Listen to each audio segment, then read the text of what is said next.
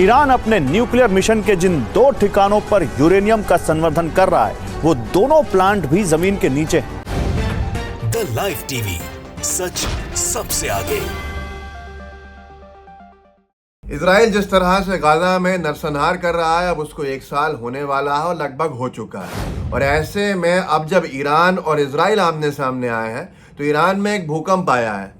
Iran का जो भूकंप है वो ईरान ज़्यादा इजराइल और यूएस यानी अमेरिका की चिंता बढ़ा रहा है और बहुत कुछ अंदर खाने में चल रहा है, क्योंकि बात ही कुछ ऐसी है। ये पहला भूकंप होगा जो जिस देश में आया है उस देश से ज़्यादा उस भूकंप को लेकर चिंतित है उसके दुश्मन देश, क्योंकि मामला जुड़ा हुआ है ईरान के न्यूक्लियर पार्क के बनने से।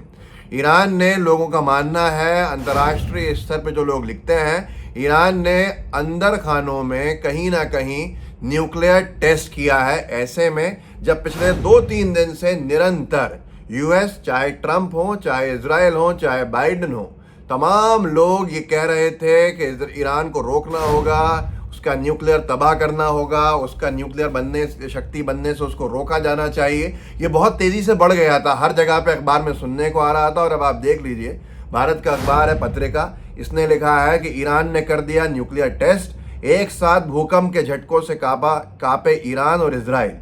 ईरान और इजराइल के बीच बढ़ते तनाव को देखते हुए ईरान खुद को मजबूत करने में लगा हुआ है। न्यूक्लियर टेस्ट करना इसी प्रक्रिया का एक हिस्सा है। ये मैं नहीं कह रहा हूं, बल्कि इस देश का एक बड़ा अखबार, पत्रिका कह रहा है। अंतर्राष्ट्रीय स्तर पर भी इसको भूकंप लिखा जा रहा है, लेकिन लोग, जानने वाले जानते हैं कि ये भूकंप नहीं है बल्कि न्यूक्लियर टेस्ट है। और कुछ ही दिनों में इस हिसाब से ईरान क्लेम कर सकता है खुद को न्यूक्लियर पावर। जब ईरान न्यूक्लियर पावर अपने आप को क्लेम कर देगा तो इजराइल के जितने हौसले हैं वो सब पस्त हो जाएंगे। और ऐसे में क्या आने वाले वक्त में होगा, क्या कुछ देखने को मिलेगा, ये खुद देखना अब दिलचस्प हो रहा है।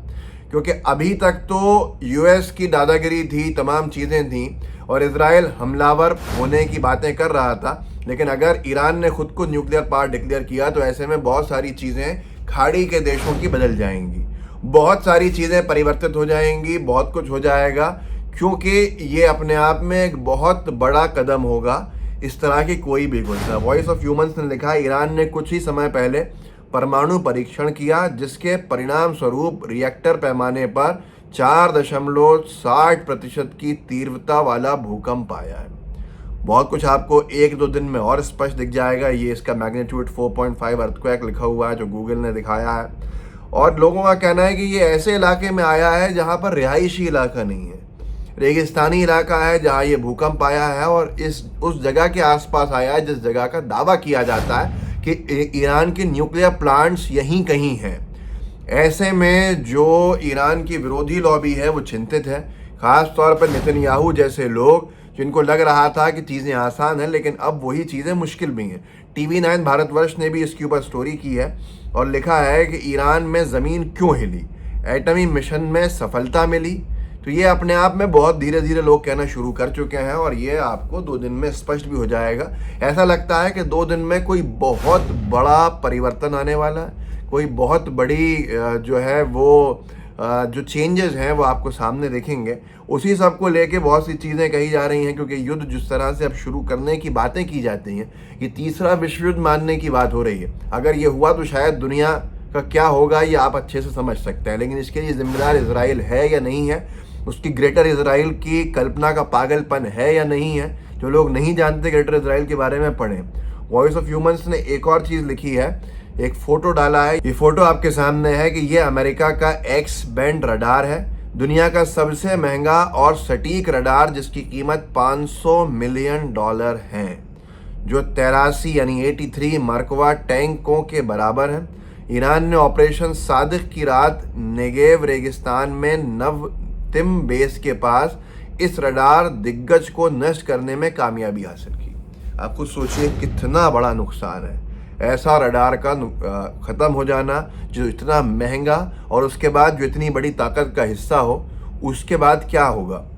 एक और वीडियो जारी किया है ईरान की तरफ से कि वो बहुत जल्दी दोबारा हमलावर होगा, और उस वीडियो को अगर आप देखें तो उसमें ये भी बताया जा रहा है अप्रत्यक्ष तौर पर कि 24 घंटे के अंदर कुछ भी हो सकता है। ईरान ने अपनी शक्ति का जो प्रदर्शन किया है इजराइल को डराने धमकाने के लिए, वो ये आपके साथ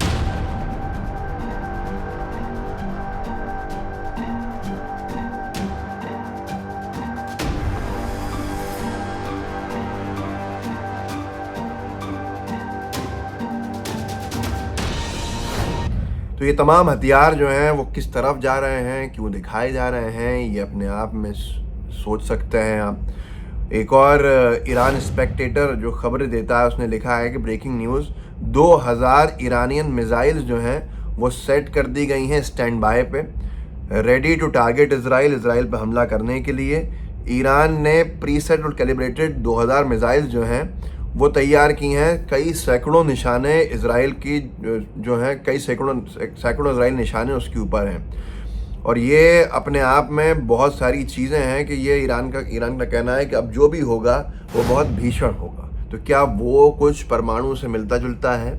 क्या उसी से जुड़ा हुआ है इस तरह का कोई जो दावे किए जा रहे हैं परमाणु परीक्षण के? अगर परमाणु परीक्षण है तो ये एक बहुत लंबी जो लड़ाई चल रही है उसका एक नया टर्न है। ऐसे में रशिया के बारे में भी क्लेम किया जा रहा है कि उसने S-400 एंटी डिफेंस मिसाइल जो है वो ईरान को सौंप दी है। तो ये पहले भी कहा गया था, आर्म्स कंट्रोल एसोसिएशन ने जब 2016 में डाला था, जब रूस ने S-300 जो एंटी डिफेंस मिसाइल का पूरा था वो जब एयर डिफेंस मिसाइल सिस्टम दिया था ईरान को दिसंबर 2016 में। Russia completes S-300 delivery to Iran. अब सुनने में आ रहा है कि S-400 भी दिया है, ऐसे वक्त में दिया है जब उसकी सीधी लड़ाई इसराइल के साथ शुरू हो चुकी है। और रॉयटर्स ने एक बड़ी अच्छी खबर की है, इसको आप पढ़िएगा ज़रूर, कि कई सालों का जो भी इसराइल फ़लस्तीन का जो इसराइल की तरफ से युद्ध पर पैसा खर्च किया जा रहा है उसने इसराइल की कमर तोड़ दी है। उसकी जो बोरोइंग कैपेसिटी है, मतलब आर्थिक तौर पे इसराइल को उसने बहुत ज़्यादा कमज़ोर किया। तो ऐसे में क्या होगा देखना दिलचस्प होगा। दिलचस्प ये होगा कि अगर ईरान क्लेम करता है 2 दिन में अपने आप को न्यूक्लियर पार होना, तो दुनिया में बहुत सारी चीज़ें परिवर्तित होंगी और ऐसे में इसराइल कहाँ स्टैंड करेगा ये देखने लायक है। इस वीडियो को आगे बढ़ाइएगा, लोगों को जागरूक ज़रूर कीजिएगा। जय हिंद, जय भारत। द लाइव टीवी, सच सबसे आगे।